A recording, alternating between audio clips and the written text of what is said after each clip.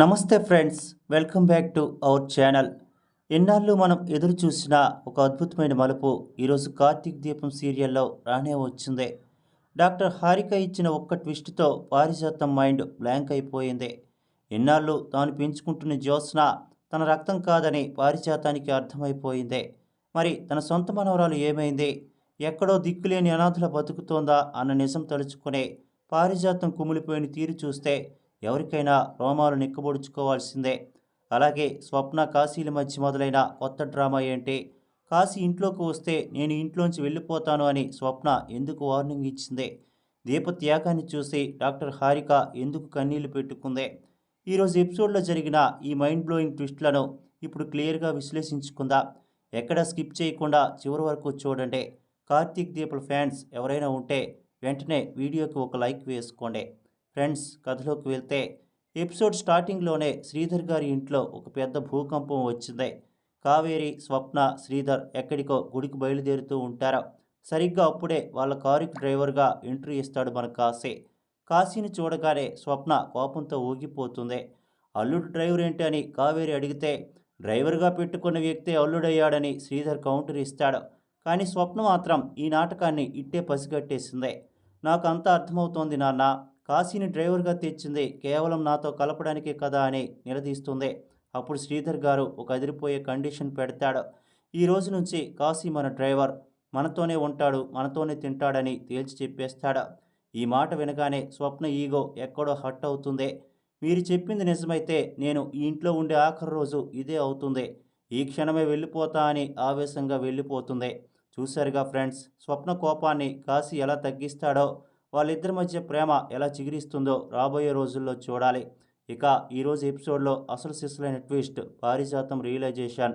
Doctor Harika మీ మనవరాలి bone marrow match అయిందని చెప్పగానే పారిజాతం మైండ్లో పెద్ద సునామీనే రేగింది. ఇక్కడే పారిజాతం ఒక పెద్ద కాలిక్యులేషన్ వేసుకుంది. డాక్టర్ చెప్పింది జ్యోత్స్న గురించి అనుకుని అందరూ సంబరపడుతున్నారు. కానీ పారిజాతానికి గతంలో బాగా తెలుసు జ్యోత్స్న సుమిత్ర సొంత కూతురు కాదని. అంటే ఆ మ్యాచ్ అయింది జ్యోత్స్నది కాదు, మరెవరిది. ఇక్కడే పారిజాతం గుండె పగిలిపోయింది ఫ్రెండ్స్. అంటే జ్యోత్స్న నా మనవరాలు కాదు. సైదులుగాడు బిడ్డలను మార్చేటప్పుడు నన్ను మోసం చేశాడు. నా సొంత మనవరాల్ని నాకు కాకుండా చేసి ఈ జ్యోత్స్నని నా చేతిలో పెట్టాడు. అంటే నా అసలైన మనవరాలు ఎక్కడో దిక్కులేని అనాథలా, ఒక అనామకురాల్లా బతుకుతోందా అని పారిజాతం రగిలిపోయింది.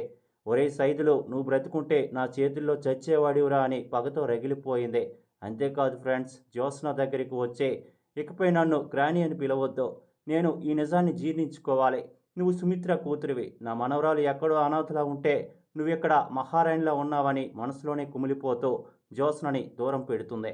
అయితే ఇక్కడ మనం గమనించాల్సిన విషయం ఏంటంటే, దీప తన మనవరాలు అన్న నిజం పారిజాతానికి ఇంకా తెలియదు ఫ్రెండ్స్.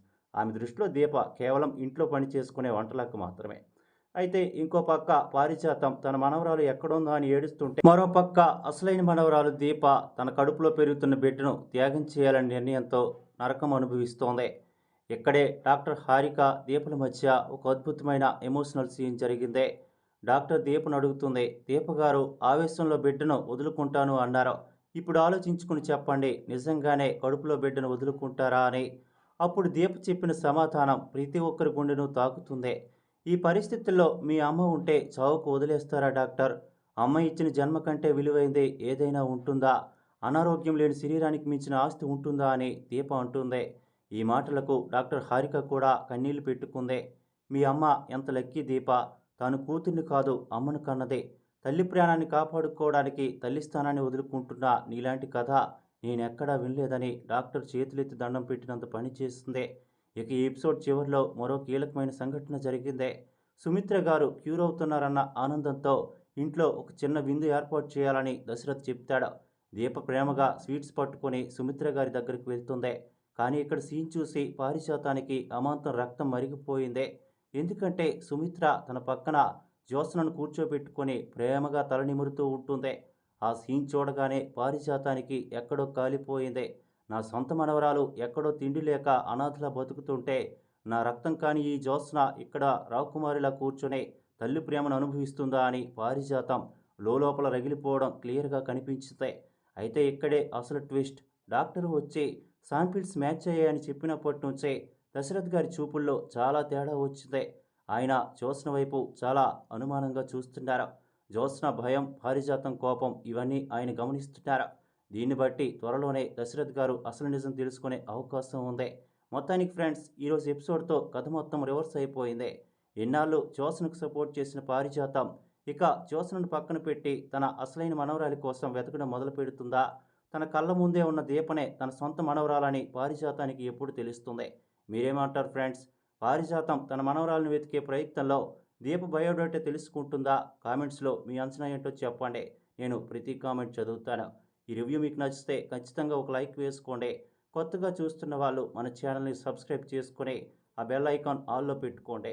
మళ్ళీ రేపటి ఎపిసోడ్ రివ్యూతో కలుద్దాం. అంతవరకు సెలవు. Bye bye.